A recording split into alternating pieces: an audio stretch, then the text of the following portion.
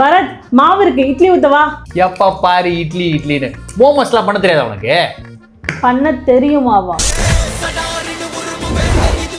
First momos sauce பண்ணலாமா? தக்காளி குறுக்க நறுக்கி இப்படி போட்டுருங்க. 5-6 பூண்டு, மெயின் இன்கிரீடியன்ட் காஷ்மீரி மிளகா, தண்ணி கொஞ்சம் ஊற்றிட்டு இப்படி மூடி போட்டு வேக விட்டுருங்க. தக்காளியில் இருக்க தோலெல்லாம் உரிச்சிடணும். கொஞ்சம் உப்பு, பேலன்ஸ் பண்ணுறதுக்கு கொஞ்சம் சர்க்கரை, 250 கிராம் சிக்கன், பச்சை மிளகா, கொத்துக்கறி பண்ணுறதுக்கு மிஷின்.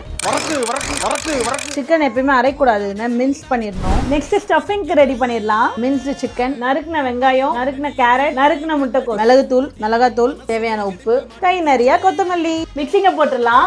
ஆமா, ஒய்ஃப் நான் அர்த்தம் தெரியுமா? ஏதாவது வச்சிருப்பியே சொல்லு. கடைசியில் தான் சொல்லுவேன். மோமோ ஷீட்க்கு 2 கப் மைதா, தேவையான அளவு உப்பு. தனித்தனியா தேய்க்கிறதுக்குலாம் எனக்கு சோம்பேறித்தனம். ஸோ ஸ்டஃபிங்கை தூக்கி உள்ள வச்சிடலாம். மடிச்சு இப்படி ஒரு அமுக்கு. மோமோஸ் இப்படி ஃபோல்ட் பண்ணிக்கோங்க. என்னடி இது? அதெல்லாம் உனக்கு தெரியாது போ. சிக்கன் ஸ்டஃப் பண்ணியிருக்கிறதுனால 15 மினிட்ஸ் வேகணும்.